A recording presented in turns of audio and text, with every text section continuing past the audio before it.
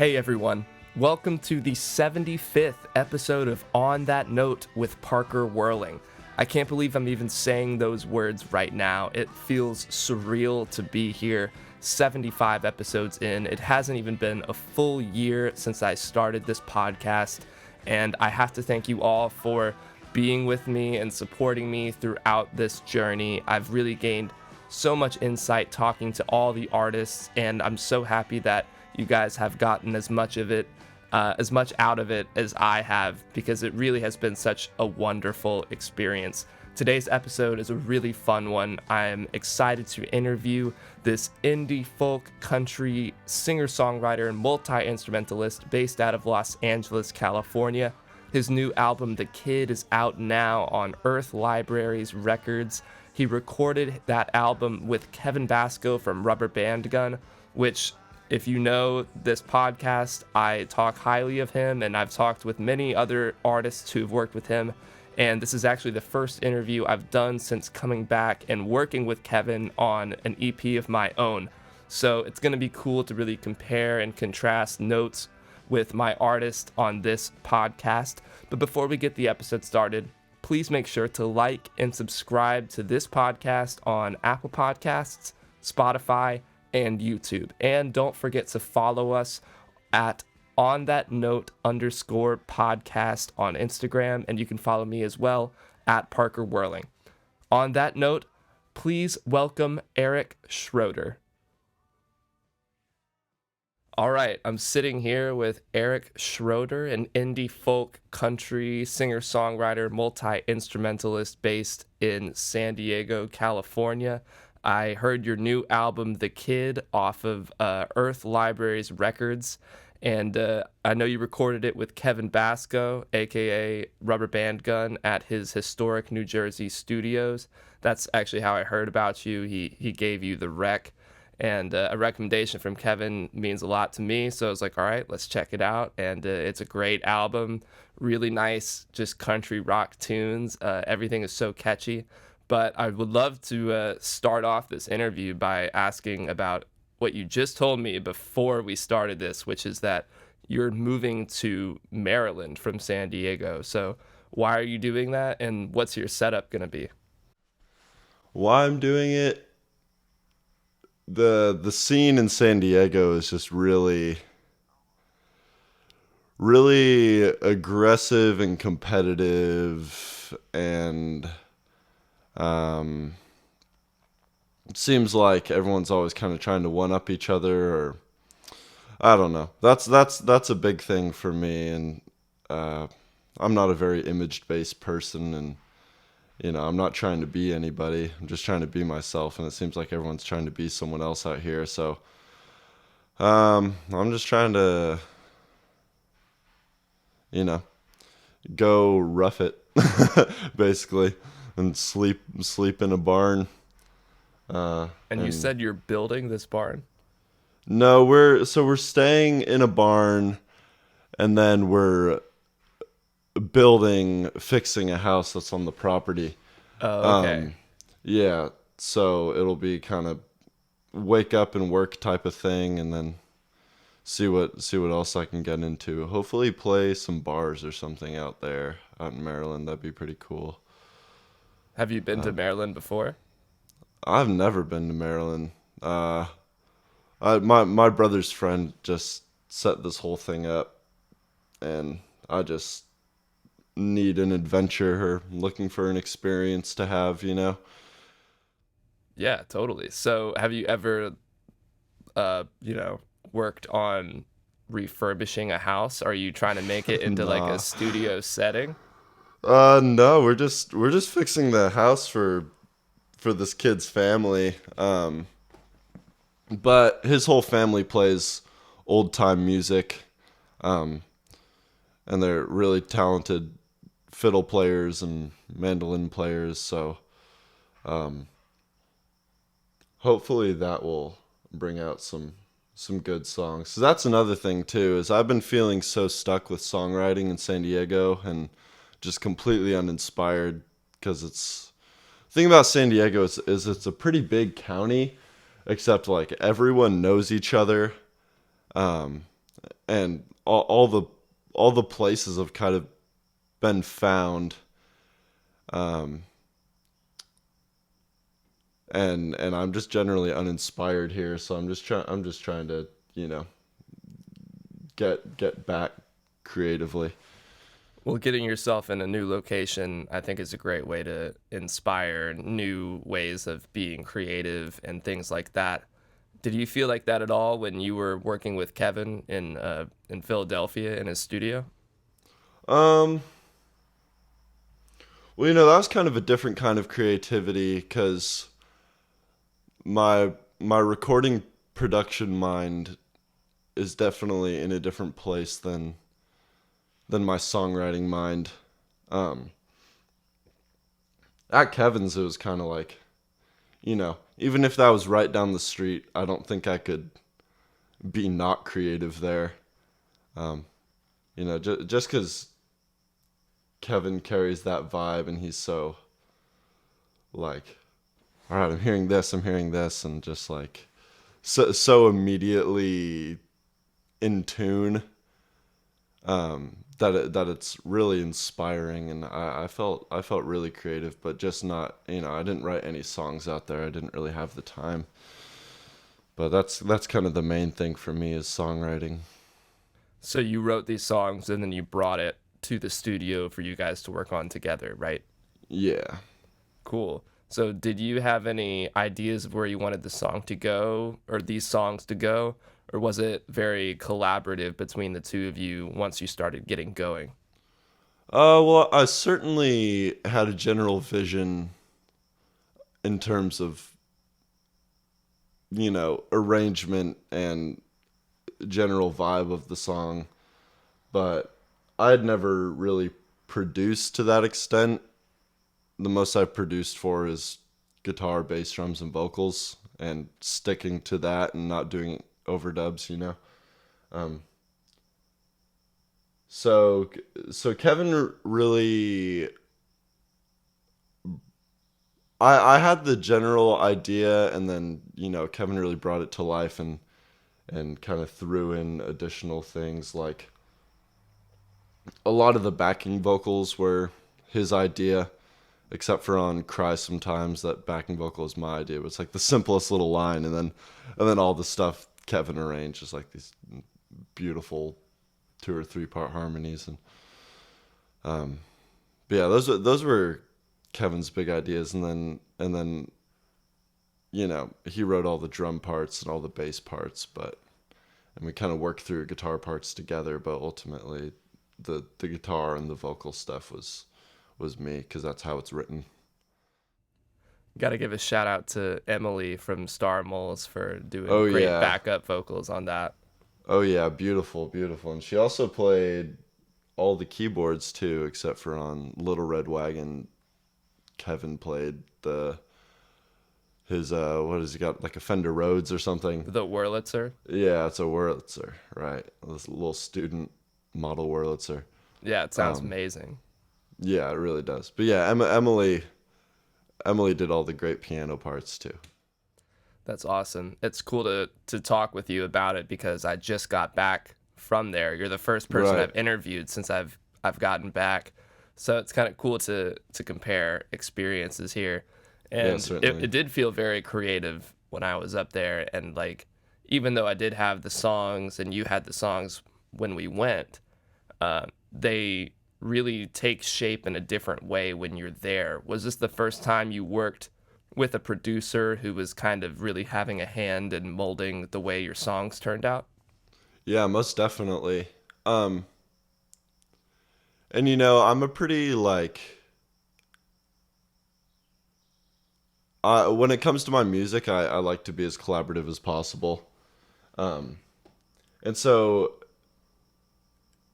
in terms of producing, yeah, this is like the first time that a producer's come in and been like, oh yeah, like this is what I hear, this is what we're gonna do. But you know, like even when you're just playing your songs with your drummer, and they give you a few ideas, or maybe a tempo change or a pause, like, you know, I think that's just as important, and honestly production in a big way. Or it's more arrangement, but arrangement and production really live in the same place in my head when it comes to like my work. But yeah, that this was the first time that I worked with a producer. But it was also the second record I recorded, so it's like, So what were some of the pros and the cons of working with someone? And not cons meaning like, oh, Kevin didn't do this right, but more just like something that was maybe some people it's like harder to release control. For me personally, there were times where I was like, oh, I could play the drums because I know how to, but it was actually very helpful to take more of a back seat and let Kevin do his thing and me be more of like a director in a way. Right. Yeah. Kevin also just fucking tears it up on the drums. So it's He like, does. Yeah, absolutely. He fucking just let him destroys do it. his thing. Yeah. The only frustrations I felt throughout that process. So when I have recorded before this record and since, I like to record things as live as I personally can. So my first record I recorded, which is just a little 7-song thing called Country Flavored Rolling Paper, that was guitar, drums, vocals, and bass live onto a Tascam 4-track little cassette recorder. And I'm a pretty big Neil Young fan, and so I'm pretty, and Bob Dylan, like pretty hardcore, like, oh, I really want to record this live. And, that's the exact opposite of what you do at Kevin's. And I remember after recording the first night, laying in bed and being like, oh man, like am I being like true to myself and true to my art? And then, I was just kind of like, well, I'm here and this guy's a fucking master. And so the next day I was just like, all right, like I'm just going to put in my best work and, this is going to shape up. And, eventually it just sounded so good, but better than I could have hoped to do live. So that was definitely the one time where I had to kind of, tell myself to shut up. No, that's really funny. I had a similar experience. He was telling me that the first 2 or 3 days, really, things will feel like you're not really sure where the song is. You're like, we've put in this work and I'm not really hearing it quite yet. But it really takes maybe 3 or 4 days to get everything. Like all of a sudden the songs kind of pop out. And what's funny is for you, it seems like we had almost opposite but similar reactions, because for you were wondering like, oh, like I wish I could be doing it more live, more true to the moment maybe. And for me, I always have done it more like so many takes, using splice samples for my music. So it was almost like the opposite, and I was going there so I could be more in the moment. And but even that was its own kind of terrifying thing, because I'm like, well, I'll do so many vocal takes and pick the best ones, and that'll be one thing. And when I was there, I knew that I was only going to really pick one vocal take that will go throughout the whole song. Right, because you're doing it to tape too, and you don't really have, right, the option to have a bunch of choices like that. It's, it's so unique, and it really, because Kevin does say that his production is very performance based, even though it is, like track by track, and I didn't really understand what he meant by that, but and I think it's because of the medium and recording to tape is is, it is very performance based, and it really is the kind of thing where you want a good take on the first or second take, you know. And like exhausting yourself and doing it over and over and over again can actually be detrimental, because you might lose some of the flair that comes with your first few takes, where you're not really sure quite how things are going to go.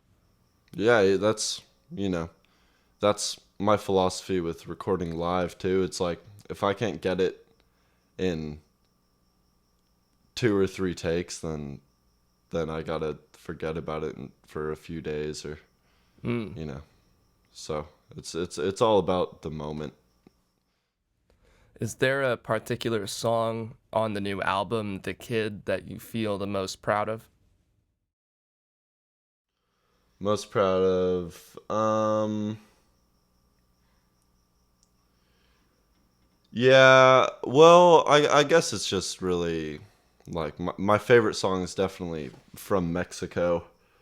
Um, just because I wrote that song and I was like, oh yeah, this is a kind of a throwaway song, and then I was like, but I think it should go on the record, and so then we recorded it, and it was like yeah, this is really good, and then when I got home from Philly, I played it for a friend of mine.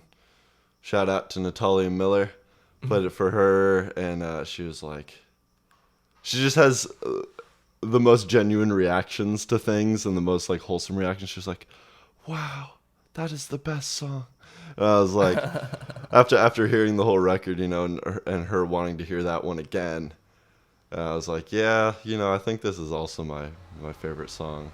Um, and the backing vocals and the slide on that song just mesh really beautifully.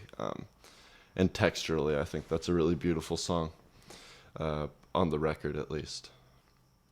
Yeah, it's funny how the ones that feel almost like a throwaway, or even just the one you didn't expect to become your favorite, certainly can do that, because we're going into an environment where you're bringing kind of the seed of what the song is, and then it blooms into something you didn't quite expect.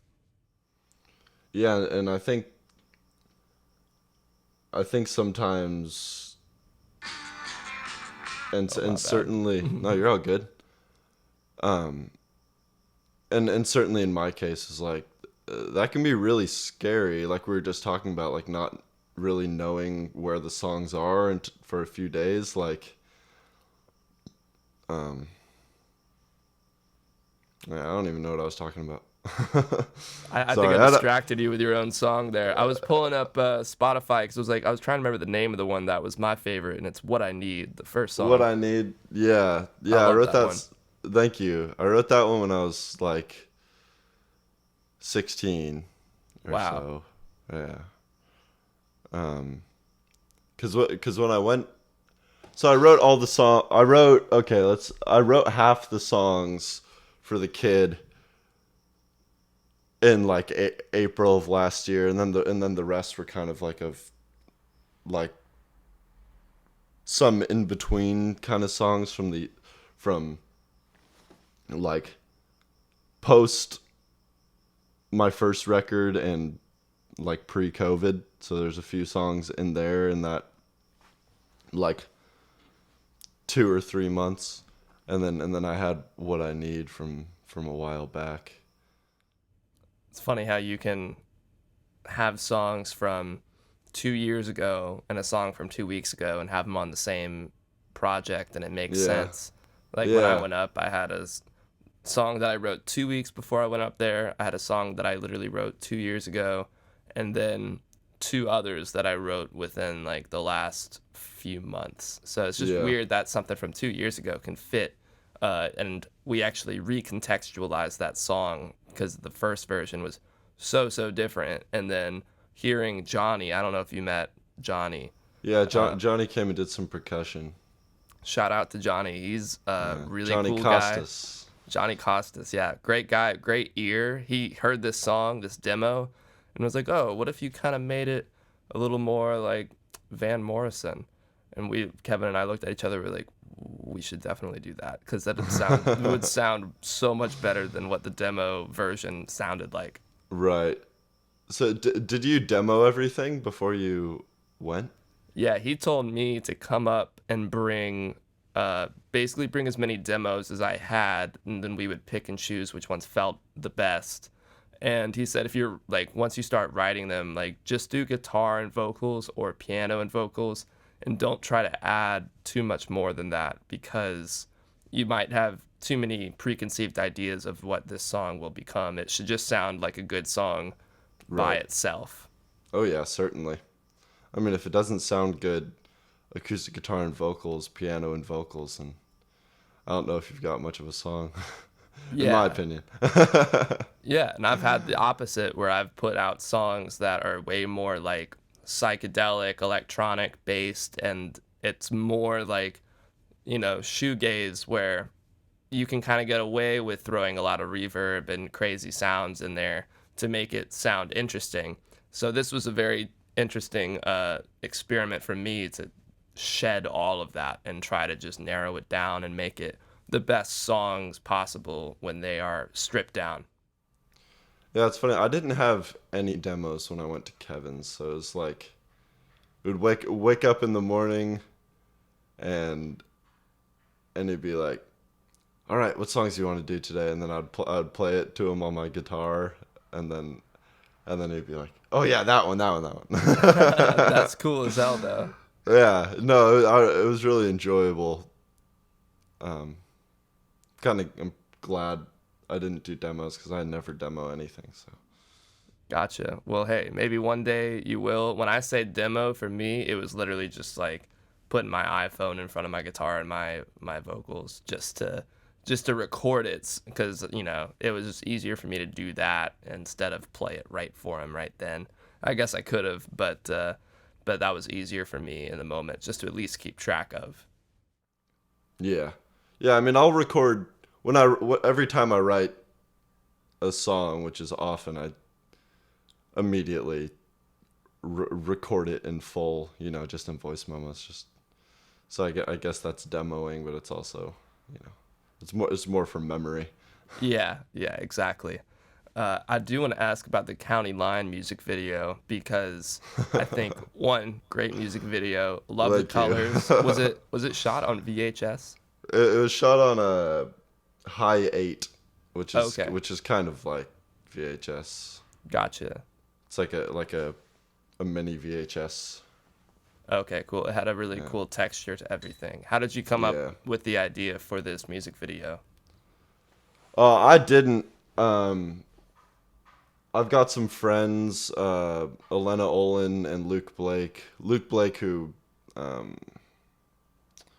has a small little record company that does some local prints, called Cola Freak Records. He had been wanting to make some sort of music video for me over the course of like the past year or two. At that spot, at that kind of train yard thing, and we just went camping and just woke up the next morning and shot. Yeah, just kind of went for it. Was it all in one day? Yeah. I was like over the course of like 4 hours or something. Oh wow, Yeah. that's super cool and very like off the cuff. I feel like. Yeah. It was super rad. And the cool thing about San Diego, is as I sit here, I'm 10 minutes from the beach. I'm like 40 minutes from the mountains. I'm an hour from the desert. So we just drove an hour east and made it to the desert and shot. That's one thing I'll miss about living in Los Angeles. I just moved back to Atlanta, Oh and yeah? yeah, what was really cool about LA was, and I should have probably taken better advantage of it, but you can go anywhere, like any kind of terrain is within an hour, 2 hours away. Like you can be in the middle of the forest in like Sespe Wilderness. That's where we went once with my roommates, and I was blown away that it was like 2 hours away, and it's just this remote, beautiful landscape. Or you can go to Joshua Tree, which is like an hour 45 minutes away. Like there's so Right, many, yeah. and then the beach, of course. When I lived like near Santa Monica, so it's like 10 You live minutes near away. Santa Monica? Yeah, Sawtell. I just went to Santa Monica for the first time because I was in Malibu doing something I'll tell you about in a sec, but Santa Monica's a shithole, dude. The fucking the beach is just like covered in trash, and Yeah, it's like I'm like a pretty big like water guy. Like I like to get in the ocean almost every day. But I was like, I brought my shorts. I was like, dude, I don't even want to walk on this beach barefoot. yeah. Honestly, it's not the best. Santa Monica beaches are pretty subpar. Malibu's nice. I'm sure San Diego, like growing up in San Diego, like you got a lot higher standards for beaches. Yeah, the beaches I go to in San Diego are pretty clean. But yeah, I was up in Malibu because I've got this record that I've had done for a few months now. Um, but my drummer and the guy that co-produced this album with me, his name's Jake Richter. He's just a total monster on the drums, man. Crazy, so crazy. But his dad is the production manager for REO Speedwagon, and Yeah. I saw your Instagram post yeah, with Dave Amato. I was like, wow, I've yeah, got to ask about this. yeah. So Dave Amato of REO Speedwagon and Ted Nugent and all the legends. Um, he threw a little solo on my upcoming single. That's so sick. I can't wait to Yeah, hear that. yeah, it was super awesome, man. It was total shred. It looked like you just set up like your little Focusrite DAW like right Yeah, outside of a like a yeah. concert, and you just like, how did that happen? So they're up in Thousand Oaks, Agora, Calabasas, Hmm. at this theater up there. I don't know if you know. It's like Thousand Oaks Civic Center or something like that. I think I've heard of it. Yeah.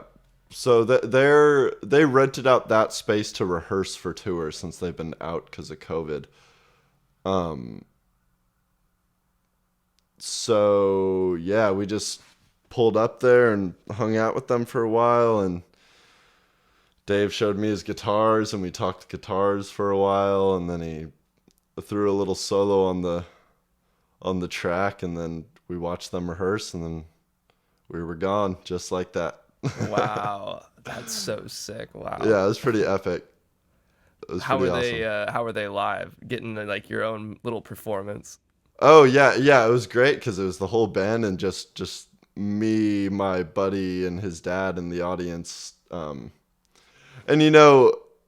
I'm not like a huge REO Speedwagon fan. Like they're cool, but the thing that really changed my mind and kind of made me take them more seriously was watching them in that setting as just a one guitar, maybe sometimes two guitars, bass, keyboards, and drums kind of band. Like just a Hmm. rock band. They're just a rock band. But if you listen to their studio stuff, it's like 12 acoustic guitars and like six stereo lead guitars harmonizing, and Right. it's just really kind of overblown in my opinion, but I think where they really live beautifully is as live musicians, like I think a lot of people do. But they're old pros, man. They've been touring constantly since the 70s. Like that's how they make their money. They're so dialed in, and yeah, really really talented guys. My parents are gonna love this section of the podcast. They're big REO Speedwagon fans. They saw him live a couple of years ago. Yeah. I've seen him live before too. Like at an actual show, and they kicked ass. But yeah, I think they're everybody's parents loves REO Speedwagon, right? Yeah, right. Can't stop loving, or can't. What is it? Keep on loving you. That's a Yeah, great song. keep on loving you. I can't fight this feeling. Oh yeah, that's right. That's also a good one. They played this one called That Ain't Love. When I saw them rehearsing, and I was like, damn, that is a fucking kick ass song, man. What's it called? That Ain't Love. That Ain't Love. All right, I'll listen to that after. My parents Yeah. probably gonna be like, that song's amazing. Hell yeah. Yeah. It's like one of their hits. I don't know. Gotcha. Well, I'll be checking that out for sure. That's Yeah. gonna take us over to the last 5 here, where I'm just gonna ask you 5 quick questions, and we'll be done. All right, sounds good, man. It's been good All talking. right. Oh, it's been awesome, man. And when I say quick questions, it doesn't have to be like rapid fire. We can talk All and right. spend as much time we want. Sounds good. But number 1 is in the studio or playing live. Well, other than what I recorded with Kevin, I playing live and in the studio are kind of the same thing for me, but definitely in the studio, because when I play live, a few things, especially in San Diego, people are coming to see these bands that all sound the same. They all play like this surf punk kind of thing, and it's a bunch of like cute boys with their shirts off, like playing through like some Fender amp with all the reverb up, and playing Dick Dale covers or like, yeah, just that kind of thing, and people just come to dance fast and mosh, and then I get up there and then I play like some country rock, and people are like, the homies and my friends who fucking, all my friends go hard. They get down to it, but a lot of people in San Diego aren't really woke to Yeah. acoustic guitars. So I would say in the studio, also just because, it's just I can record live and then go crazy with overdubs, and I don't have to impress anyone else but other than myself, and make the art I want to make and express myself in the way I want to express myself. But the really ultimate thing for me playing live would be if I could get a good venue where I could play solo acoustic, because that's another thing. I couldn't go to or play a show that would be like in my scene, and get up there with an acoustic guitar and have the attention that I think my music deserves.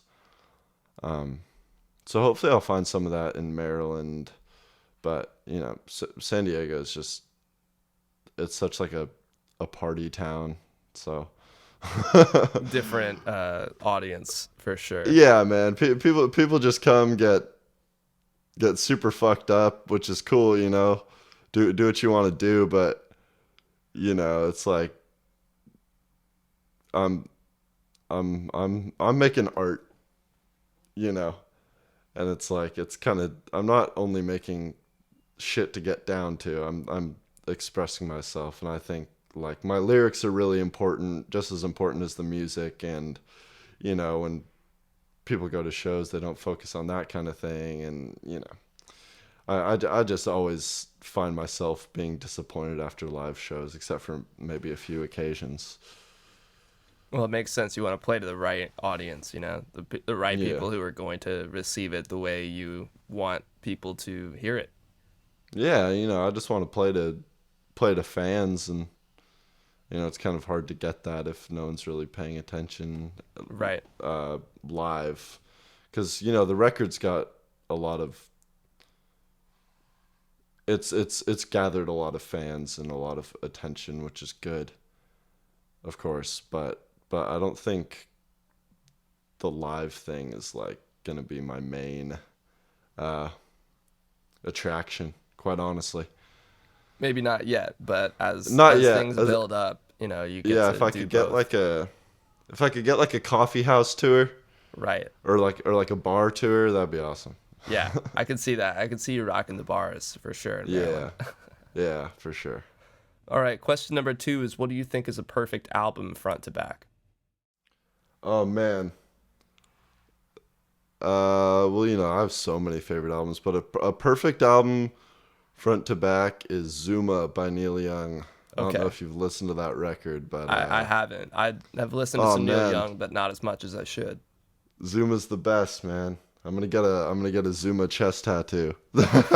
Okay, you heard it here first, folks. It's happening. It's happening. My mom's gonna pay for it. Yeah, good luck getting her to do that. No, actually, for my 18th birthday last July, because she's got tats, and so she said she'd buy me a tattoo. Okay, But I just haven't taken her up on it yet. you're saving it for the right moment. I like it. Yeah, but I yeah, don't think my Zuma. mom would ever do that. She would pay me Yeah, to not get a tattoo. hey, everyone's different, man. Different values. But yeah, Zuma. It's like the record I've connected to the most, and just the sound, just Neil and Crazy Horse in a small room in a house on the beach in Malibu, with amps turned up to 12 and just fucking bashing away high off their asses. Just beautiful, beautiful music. And it's so fucking, I don't know, like, it's so elementary, and and simplistic in the songwriting and the playing and the arrangements, but there's also just something so spiritual about the music, and the songs are just like, he's got like something that's like um structurally like just kind of like a 4/4 kind of blues progression, but then on the other hand he'll have like these crazy drawn out psychedelic jams, on three chords, with just the most imagery laden lyrics, and honestly the lead guitar playing on that record has just as much imagery in it as the lyrics do, to me. Interesting. Zuma by Neil Young. Okay, I'm gonna check Yeah, it it's out. got the album cover. The album cover is like a line drawing of a bird carrying a naked woman over these mountains. Okay, It's pretty epic. nice. All right, Yeah. I gotta drive somewhere after this, so I'll listen to it on the way. Yeah, you should, man. Perfect. Question number 3 is who's your dream artist or producer to work with? Uh I really want to work with Kurt Vile. Oh, sick. Yeah, my friend sent me a song by him yesterday that I hadn't heard. Oh yeah, he's rad, man. I want to see what we could cook up, you know. Um He's got a lot of material out there, like different yeah, bands, his own solo stuff. yeah, he's got War on Drugs. Yeah, I've got one of their albums on vinyl. I forgot which Nice. one, but yeah, they're pretty dope. And he just produced the latest Dinosaur Jr. record too. Um yeah, I don't know. I'd like to work with him, or Yeah, I'm just gonna go with Kurt Vile for that one. Great answer. Kurt Oh, Vile is no, no, sick. no, and Rick Rubin. Oh, I, of I want to. course. I want. I'm really into Beastie Boys, Tom Petty, Johnny Cash, and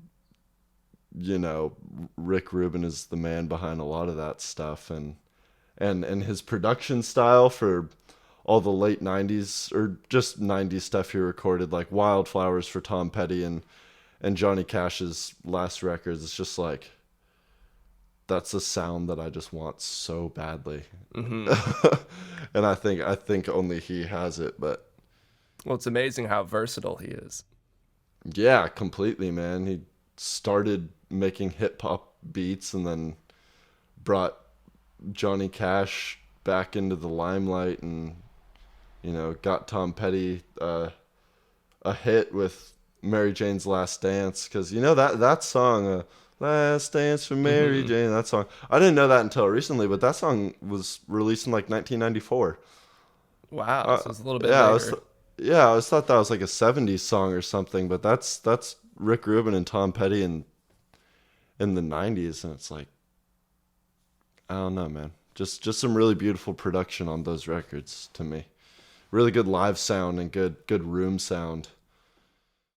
Yeah, Rick Rubin is probably the one I would always say. Other people have also said him on here because he's just like the guru of music. Yeah, totally.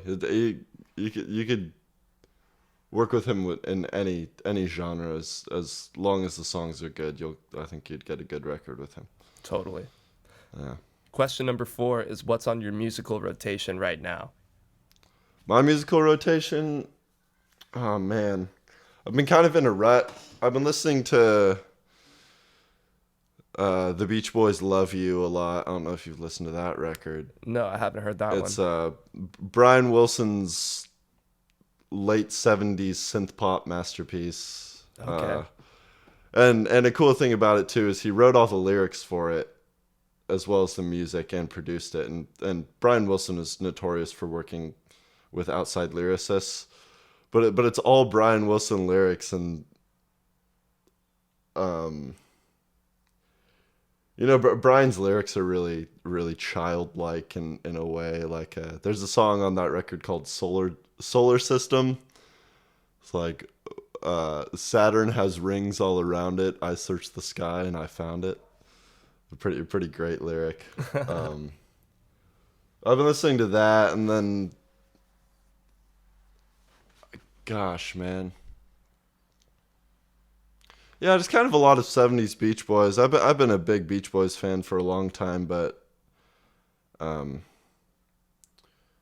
I have a few '70s Beach Boys records on vinyl, and I listened to one of them a few weeks back, and I was like, man, this shit's so good. And so then I just got back into it.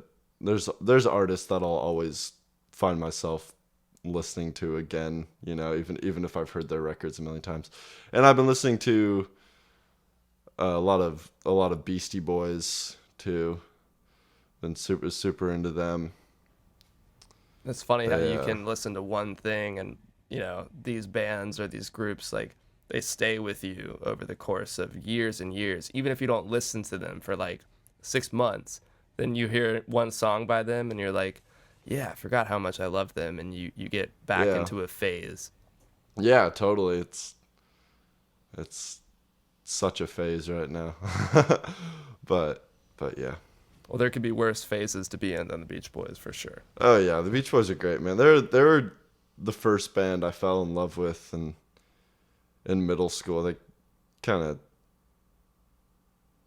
That's like my real music school right there. Except, I don't think my music is very Beach Boysy, but maybe it planted some sort of melodic seed in my Right. brain, you know, because those melodies are just so fucking strong. It's Mm-hmm. ridiculous. Um, yeah. Yeah, it's funny. Like, probably my favorite band ever is Radiohead. And I would say Radiohead. most of my stuff doesn't really sound like Radiohead, but it's like there must be something in there that makes its way, into my taste or the way that I put music out or write it. Yeah. Even though like I don't know if anyone could ever say like, oh, this song sounds like Radiohead. But also I think Radiohead is so out there that, or just they have so many different things that they do that it's like, it's kind of hard to say anybody sounds like them. Yeah, what sounds like Radiohead? Right. Like what Radiohead sounds like Radiohead. Yeah, that's true. That's a good way of putting it. Yeah, no, it's got to come out in some way, whether we ever recognize it or not. It's there. Right. That's sure. what's really cool about it. Yeah, totally.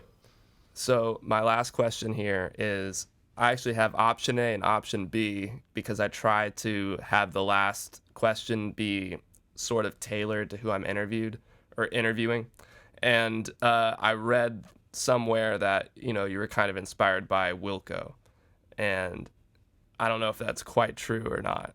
But if it is, I was going to ask you what your top 3 Wilco albums are. And if you can't do that, I was going to ask what your favorite decade of music is. Okay, yeah, I'm not a huge Wilco fan. Okay, forget I said that. I'll edit it out. That was just, something me and Kevin probably kind of kept in mind in terms of the sound. Was like, okay, kind of a Schmilko sound. Yeah, okay.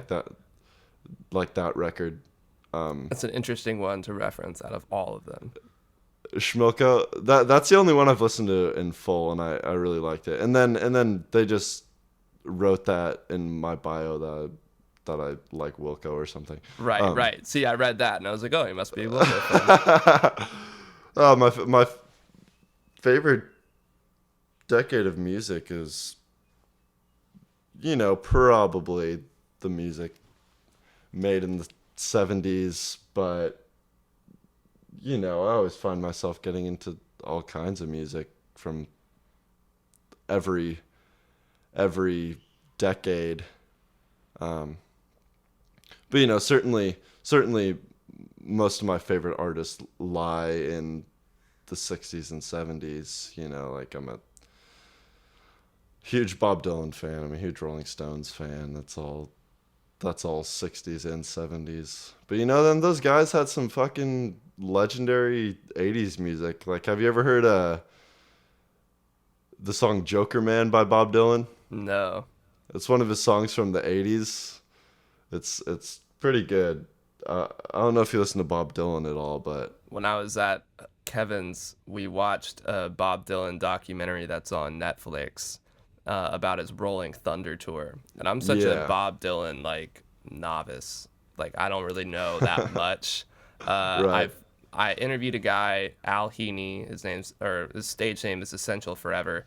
He's in Jungle Green. I don't know if you know them, but yeah, I'm familiar. They're on Earth Libraries and they record with Kevin. Yeah, exactly. You're all kind of the same family.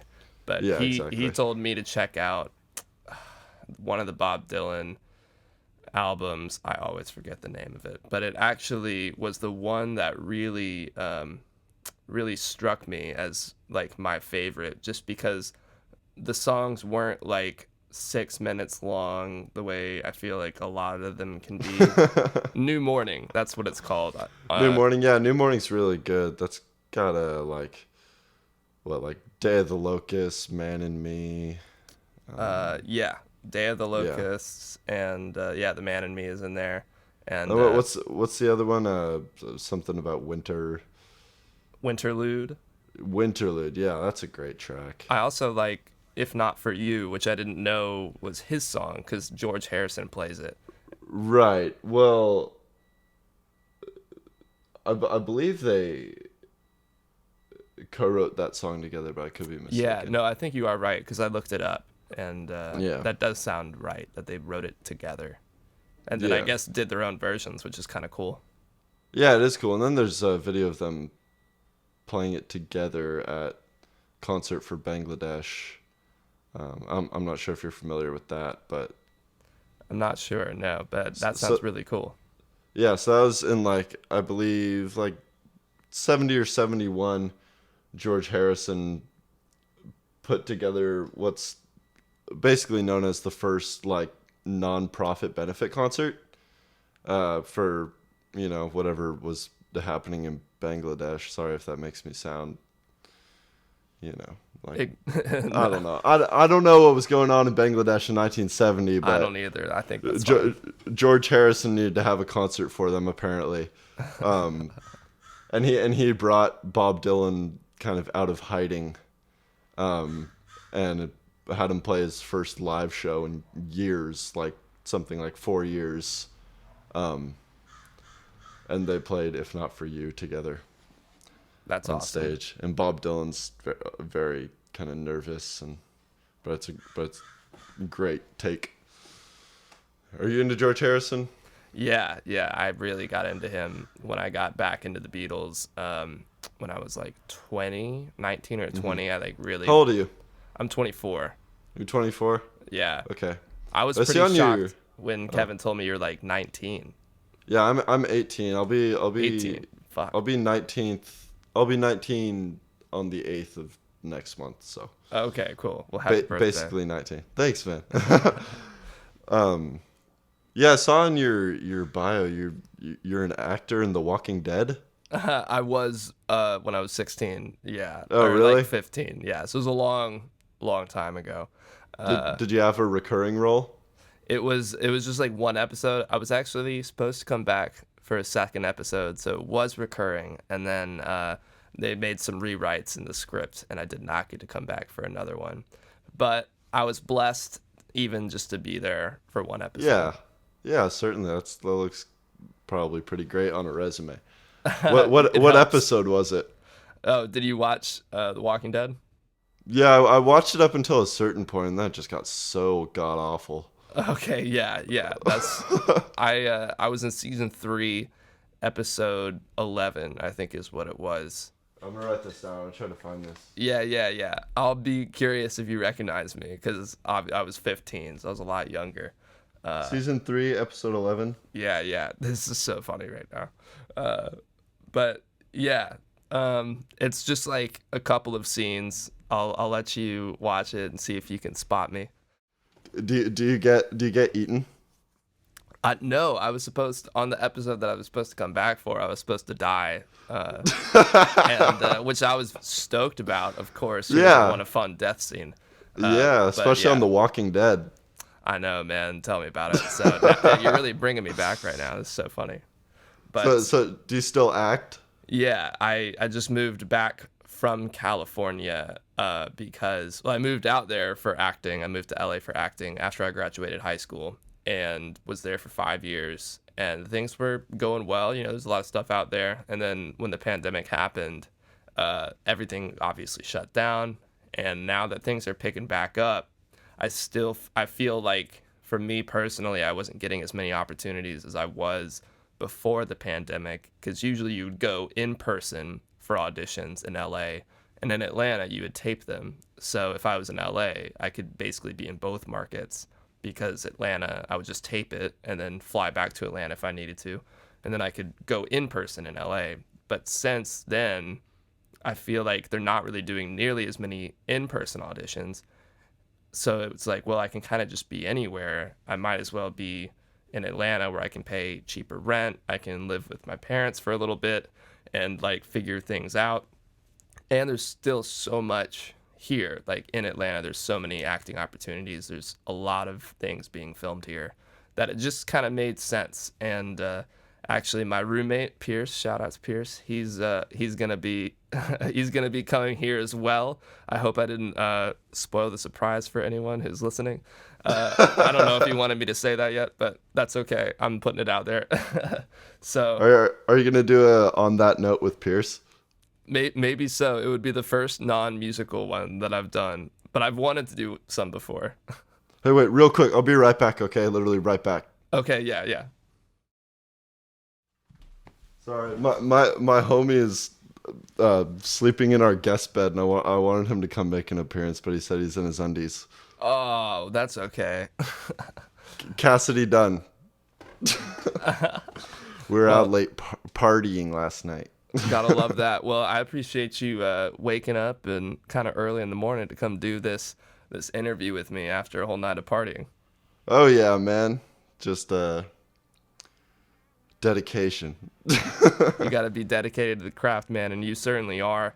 That's gonna wrap up our time here on that note. Eric Schroeder, thank you for joining me for an episode to talk about your creative process on your new album, The Kid, which everyone needs to go check out. It's on Earth Library Records. You can listen to it, Spotify, Bandcamp, all that good stuff. Buy it on vinyl.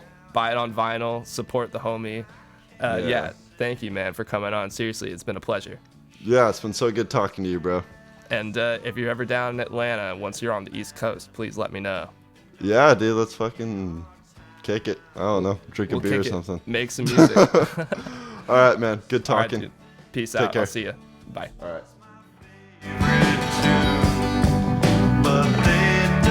Thank you again for joining me for another episode of On That Note with Parker Whirling.